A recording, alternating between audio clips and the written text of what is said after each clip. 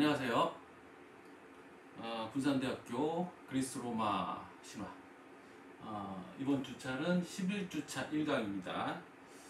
전에도 한번 얘기했지만 우리는 그 공휴일 끼면 주차가 밀리고 이래서 내가 두 반을 수업하는데 그 반 수업의 주차가 동일하진 않습니다. 근데 또 그렇다고 해서 내가 반마다 녹화할 때 주차를 따로 하면 또 내가 헷갈리기 때문에, 그래서 공일과 관계없이 그냥 쉬지 않고 진행했을 때의 주차를 이 파일에다가 내가 주차를 놓으면 여러분들 볼 때도 그 주차가 나오는 것 같아요. 그래서 어제도 학생 질문을 하나 했는데, 그거 여러분들이 뭐 그 안에 파일 이름이 몇 주차로 되는 건 상관하지 마시고 여러분들 그 수업 일정에 따라서 진행되는 것만 보시면 됩니다. 그래서 어디 출석하면 여러분들 출석에 문제가 없는 거니까 신경 쓰지 마시고, 혹시나 내가 또 이 순서가 헷갈려서 뭐 건너뛰는 강의를 넣었다거나 아니면 뭐 중복된 걸 넣었다거나 아니면 앞뒤가 바뀐 순서가 됐다거나 이런 경우에만 말씀해 주시면 됩니다. 자, 오늘 또 수업을 진행해야 되는데 잠깐만요.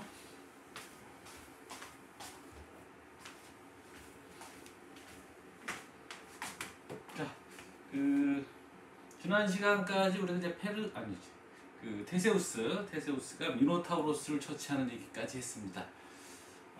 사실은 뭐 미노타우로스 처치하는 게 그 테세우스 어떤 모험 중에 가장 백미 또 가장 유명한 그런 이야기입니다. 그 다음에 이제 뒷부분을 좀 정리해주는 얘기들이긴 한데, 테세우스랑 얽혀있는 이렇게 저렇게 뭐 그리스 로마 신화라는 게 그 창작자들이 또는 뭐 구전에 오는 과정에서 뭐 각 지역의 얘기들과 서로게 뭐 이렇게 저렇게 얽혀 있습니다. 그래서 뭐 여러 가지 얘기들을 막 그 고구마 줄기처럼 막 잡아당기면 여러 가지 얘기들이 계속 끌려 나오는데, 그 중에 좀 굵직한 얘기, 견이야기라고 이제 부제를 달았습니다만 다이달로스와 이카로스 얘기를 좀 해야겠어요. 그 지금 제가 헷갈리네. 테세우스 이야기에서 이 다이달로스라는 사람이 등장하는 맥락이, 여기 보시면 나무함소, 미궁, 실뭉치 이렇게 얘기했잖아요. 그러니까 나무함소라는 건 바로 이제 미노스 왕에게 포세이돈이 줬던 그 아름다운 황소, 그 황소를 돌려보내지 않아서 신들의 분노를 샀고, 그래서 그 결과 어떤 일이 벌어졌냐, 그 미노스의 왕비였던 파시파이가 그 황소에 홀딱 반해서 그 황소랑 교접하기를 원한 거죠. 그래서 다이달로스가, 이 참 재밌는 생각이 얼핏 드는데, 다이달로스는 기계를 만드는 사람이죠. 물건을 만드는 사람이죠. 그러니까 물건 만드는 사람이 갖고 있어야 될 어떤 직업 윤리 이런 거 없는 사람인 것 같아요. 그러니까 뭐 되는 일과 하면 안 되는 일, 해도 되는 일 이런 걸 구별이 없고 할 수 있으면 다 한다 이런 생각이 있는 건데, 이게 이제 묘한 겁니다. 그러니까 뭐 니체라는 철학자 책 제목 중에 선악의 피안이라는 제목이 있는데, 니체가 그 선악의 피안이라는 말을 썼을 때 염두에 뒀던 사람이 레오나르도 다빈치예요.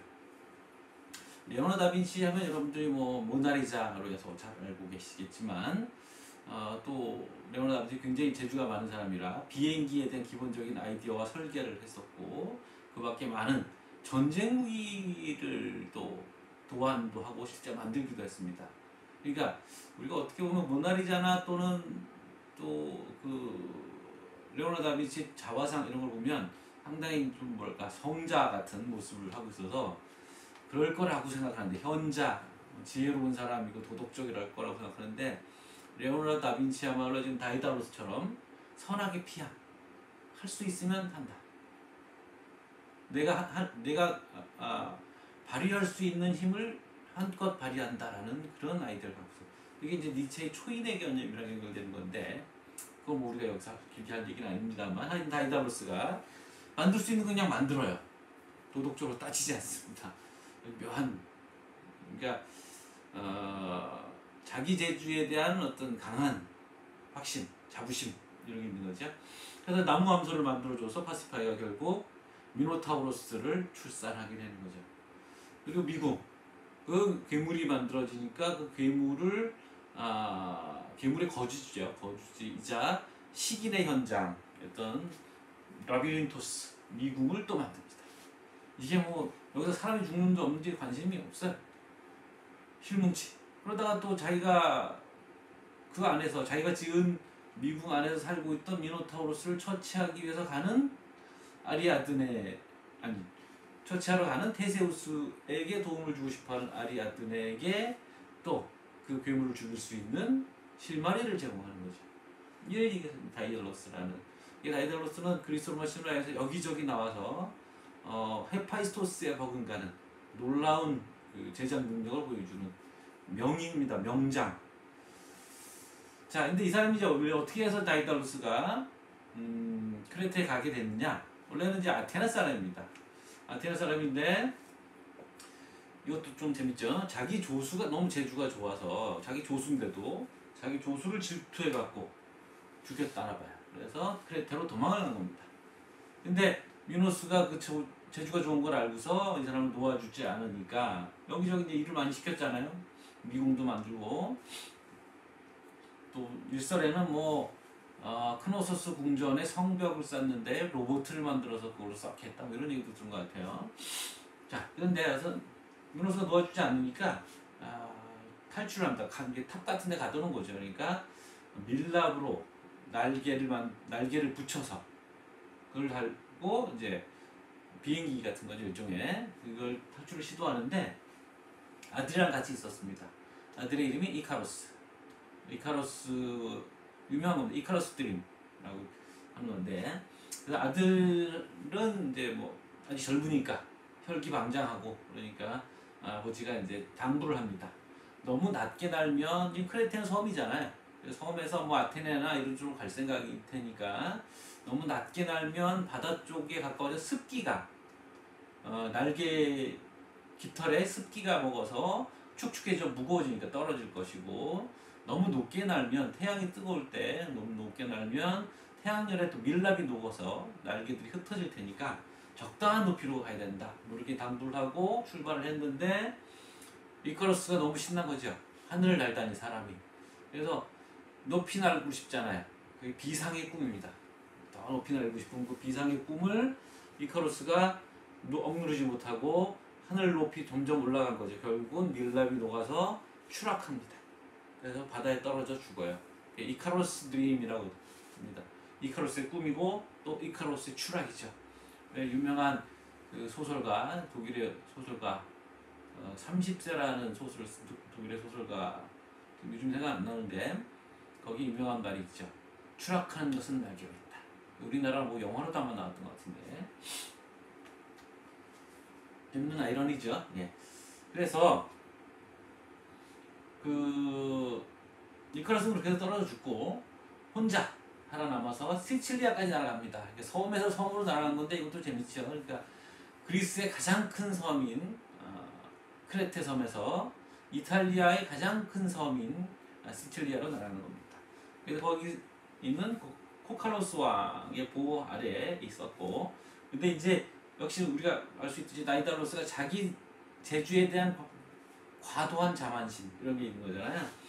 미노스가 이제 다이달로스를 추적해 들어가는데 얘를 어떻게 잡을까, 어디 있는지 알아낼까 하다가 미노스가 이제 궁리를 한 것이, 분명히 얘는 수수께끼를 내면 그거 풀고 싶어서 만다를 할 거다 이런 거죠. 그래서 어떤 수수께끼를 만들어서 세상에 돌리냐면 고동이라고 있죠. 왜 그 소라 같은 거, 그 고동의 한쪽 편에서 넓은 쪽에서 뭐 고동의 맨 끝에 뾰족한 쪽 그 끝으로 실을 어떻게 보낼 수 있느냐 뭐 이런 문제. 별거 아닌 것 같지만 이 고동의 안에 이렇게 꼬여 있기 때문에, 나선형으로 꼬여 있기 때문에 그냥 실을 집어넣어서는 실이 그렇게 가질 않죠. 그래서 그 문제를 냈는데 그 얘기가 이제 시칠리아에 있는 미노스의 귀까지 들어가는 것이고, 미노스랜다 다이달로스까지 들어간 것이고, 그 문제를 어떻게 해결했냐면 개미 허리에 실을 묶고, 그 다음에 고동 끝에 뾰족한 끝에는 거기를 약간 뚫고 개미가 나올 수 있는 정도 구멍을 뚫고 거기다 꿀을 바른 거예요. 그러니까 개미가 그 반대편에서 꿀 냄새를 따라서 고동의 그 나선형을 따라서 이렇게 들어간 거죠. 이것이 풀렸다는 소식을 듣고 미노스가 찾아간 겁니다.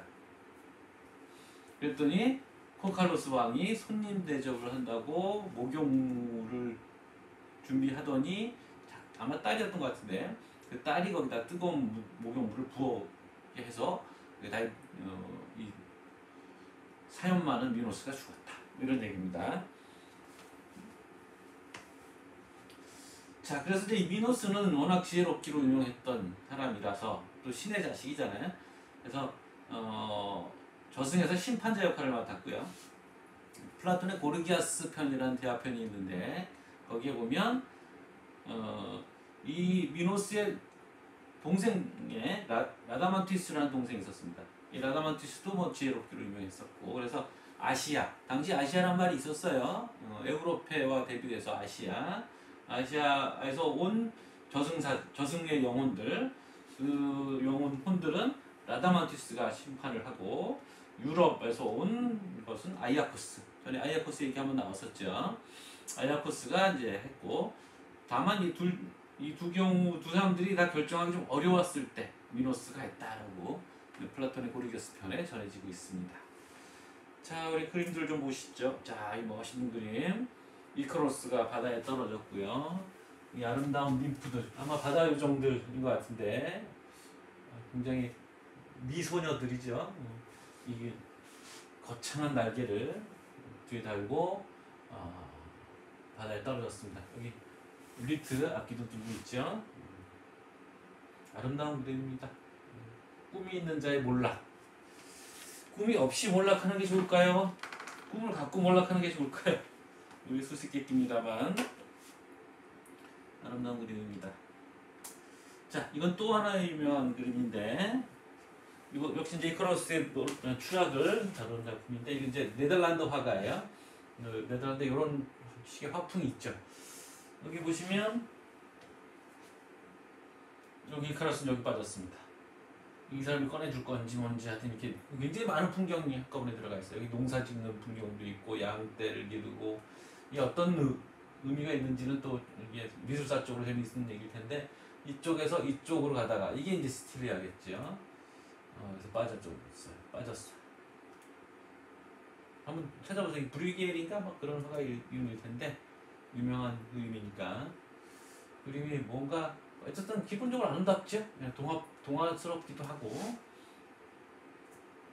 자, 이거는 이제 뭐 석판처럼 돼 있는 건데 이거 재밌는 이게 미로가 있고 태양이 얼굴을 하고 있고 아버지는 떨어지는 아들을 보고 있고 아들은 거꾸로 떨어지고 있죠. 바다에 배들은 있고 여긴 크레테 여기는 시칠리아 이런 식으로. 자, 여기서 보시면 여기는 이제 그 시칠리아 섬의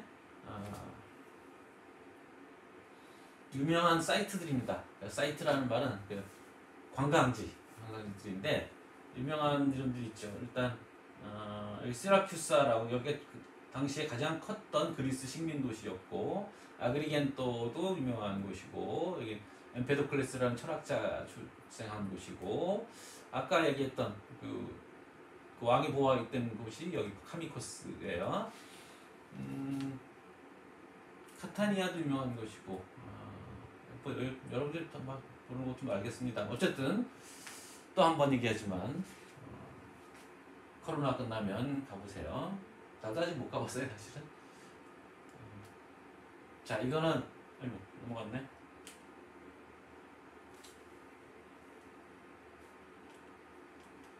이게 멋있게 하려고 그러는데 안 돼요. 이거는 그 유명한 갑자기 또 윌리엄 브레이크라는 시인이자 판화가 굉장히 뭐랄까 상징적인 작품들을 많이 만드는 화가인데 이게 이제 바로 미노스 왕입니다. 저승에서 심판하고 있는 미노스 왕을 그린 거예요. 뒤에 꼬리가 있죠. 기본적으로 아이디어는 단테 신곡에서 따오고 그 다음 얘기. 테세우스의 통치. 그래서 이제 테세우스가 왕이 된 거죠. 아버지가 죽고.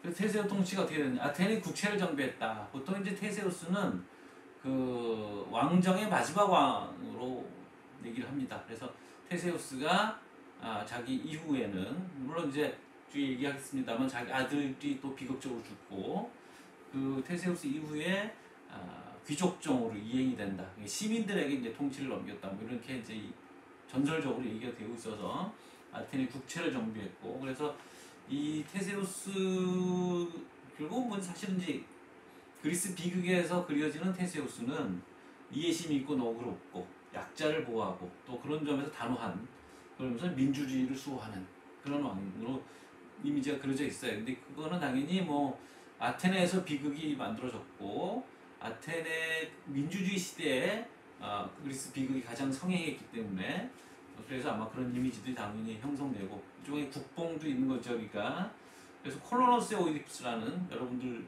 중에 이런 요 작품을 쓴 사람도 있을 텐데 콜로노스의 오이디푸스에서는 그 자기 어머니 아버지를 죽이고 저기 어머니랑 결혼했던 오이디푸스가 테베에서 추방되고 또는 스스로 자청해서 망명하고 그랬던 오이디푸스를 받아들이는 그런 이제 역할로 나오고 있고 탄원하는 여인들은 이건 이제 그 페르시아 전쟁에서 패해서 그 페르시아 왕실의 여인들이 노예로 팔려오는데 그들의 말을 들어주는 모습으로 듣든가 뭐 헤라클레스에게 도움을 주든가 뭐 이런 식의 얘기들이 이제 나와 있습니다. 그리스 비극에는. 그 밖에 이제 테세우스가 참여한 모험들이 여러 가지가 있는데 아르고호의 원정이라고 이건 이제 우리가 후반부에 다루게 될 거고요. 시간이 되면. 그다음에 칼리도의 멧돼지 사냥이라는 것도 이제 있습니다. 칼리도 지역에 나타나는 멧돼지인데 여기 또 굉장히 많은 영웅들이 소환돼서 전투에 참여했던 그곳인데 근데 워낙 뭐 이것저것 끼는 데가 많아서 심지어 속담에 그래서 테세우스 없이는 아무 일도 안 된다 뭐 이런 얘기가 나올 정도로 너무 갖다 붙인 거죠. 테세우스를 유명한 얘기들에다가. 그래서 사실은 앞뒤를 따져보면 즉위 이후에 이런 모험에 참여한다는 것도 무리고 또 그 이전에 그러니까 왕이 되기 전에 그러니까 미노스 궁전에 가기 전에 이런 얘기를 했다고 하면 뭐 이야기의 연속성이 떨어지고 그래서 좀 무리한 연결고리들을 만든 거다 이런 얘기들인 거고요. 유명한 것 중에 하나가 이제 켄타우로스와의 전쟁이 있습니다. 이거는 아마 즉위 이후에도 가능한 전쟁이라고 보는 건데 이 테세우스의 친구 페이리토스라는 친구가 있는데 그 친구가 결혼을 하는데 그 결혼식에 참석을 한 거죠. 근데 만찬회에서 이 여러 초대 손님들이 있었는데 그 중에 켄타우로스가 있었습니다. 켄타우로스는 반인반마 상반신은 사람이고 하반신이 말인데 주로 남자들만 나와요. 여자 켄타우로스는 내가 들어본 적이 없어. 뭐 있겠죠 있기는. 근데 어쨌든 이 켄타우로스가 술 먹고 꼬장을 부려서 꼬장 정도가 아니라 난동을 부린 겁니다. 심지어 그래서 신부를 납치하려고 시도를 하죠. 그래서 켄타우로스들과 인간들 사이에 전쟁이 벌어진 겁니다. 그 와중에. 그래서 거기에 이제 테세우스가 있었기 때문에 테세우스 활약을 했고 그래서 이제 뭐 이 켄타우로스의 그 난동은 무절제 대표 사례로 서구에서 알려져 있는 겁니다. 여기서 이제 이 켄타우로스와의 전쟁에서 뭐 또 하나의 재밌는 삽입된 이야기는 카이네우스라는 사람이 여기 참여했다가 이 전쟁에서 죽습니다. 근데 이 카이네우스는 원래는 여성이었는데 그 포세이돈의 사랑을 받고 포세이돈과 사랑을 나눈 후에 소원을 얘기하라고 그래서 남자로 바뀌기를 원했고 근데 남자로 바뀐 거 플러스 어떤 것에 의해서도 상처를 받지 않는 남자가 되고 싶다. 뭐 그랬다는 거예요. 그래서 소원을 들어줘갖고 여기 이제 이 싸움에 끼어들었을 때 켄타우로스들이 아무리 찔러 죽지를 않으니까 돌과 뭐 나무 이런 걸로 묻어버렸다. 뭐 이런 얘기가 또 전해지는 뭐 에피소드가 있습니다. 자, 테세우스 왕으로서 테세우스 모습을 뭐가 잘 담았을까 싶어서 찾아보니까 이런 동상이 있더라고요. 뭔가 좀 위험 있어 보이는 여기 이제 써 있는 거 이게 테세우스라는 그리스 글자입니다. 이건 시그마 S자는 알아보시겠죠? 이거 E자 엡실론이라고 하는데 이 영어 E자랑 비슷하게 생겼고 요거는 U자여야 되는데 이거는 짜청년 써 있네요. 이게 세타라고 영어 그 수학기호로 많이 쓰는 거죠. 이건 에타.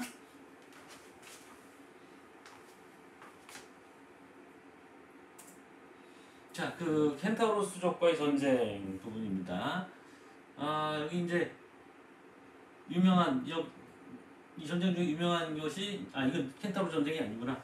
그 멧돼지 사냥하는 장면입니다. 온갖 영웅들이 다 등장했는데 여기도 전에 앞에 한번 얘기했었어요. 이 여자 이름이 까먹었는데 하여튼 요 여자가 화살을 쏴서 멧돼지를 맞췄고 그 뒤를 이어서 다른 영웅이 처치를 했어요. 근데 둘이 연인이었거든요. 그래서 이 멧돼지의 공로를 이 여인에게 넘겼고 그것을 뭐 질투한 사람들이 있어서 그들을 죽이고 뭐 이런 또 얘기가 있는 그런 싸움입니다.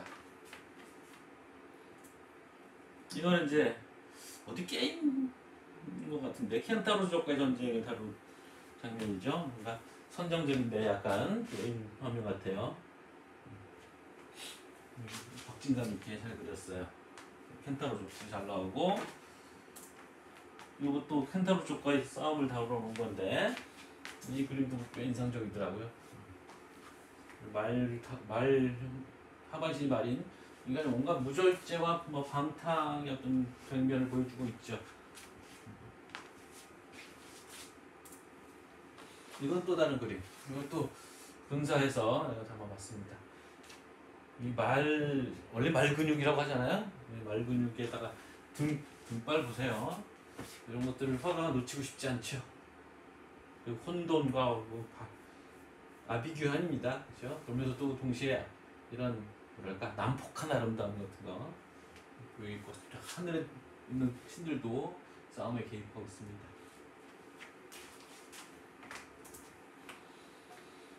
이것이 켄타우로스 전쟁인데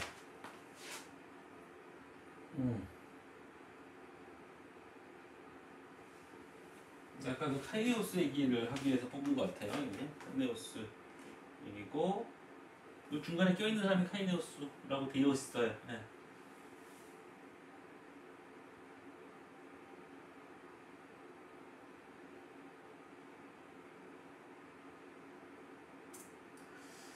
자, 그 다음이 테세우스의 결혼 얘기입니다.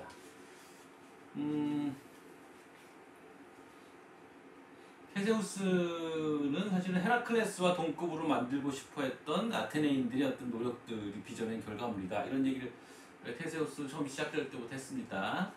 그러다 보니까 이제 심지어는 헤라클레스의 모험에 테세우스가 참여하게 합니다. 뭐 사촌지간이기도 하고요. 그래서 이제 요 다음에 우리가 헤라클레스의 모험을 얘기할 텐데 헤라클레스의 12개의 과업 중에 아마존 여왕의 그 허리띠를 가져오라는 과업이 있었어요. 그때 이제 테세우스가 따라갔다는 거죠.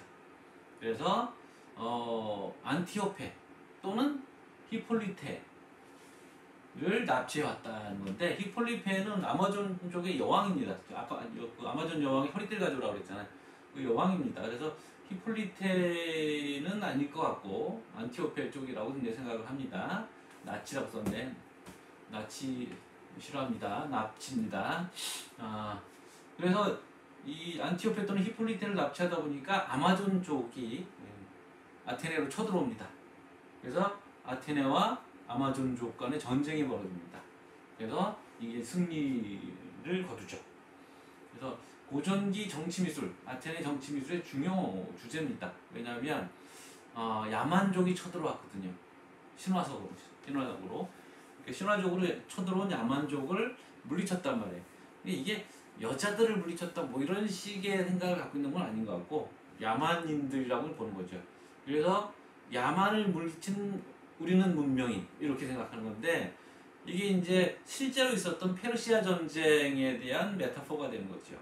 그러니까 실제 전쟁을 직접 다루면 그게 뭐랄까 멋있진 않잖아요. 그러니까 그보다는 그 실제 전쟁을 은유하는 전쟁으로서 아마존 전쟁이 소환된 거죠. 사용된 겁니다. 그래서 그 아마존과의 전쟁이 이런 정치 미술, 그래서 뭐 신전이라든가 이런데 많이 모티브로 사용이 됐습니다. 실제로. 그래서 그 파르데논 신전 서쪽 메토프에도 이 전쟁을 다룬 장면들이 나와 있습니다. 자, 잠깐 여기서 끊어가야 될 것 같아요. 일단 우린 수업을 확보해야 되니까 잠깐 끊어가겠습니다.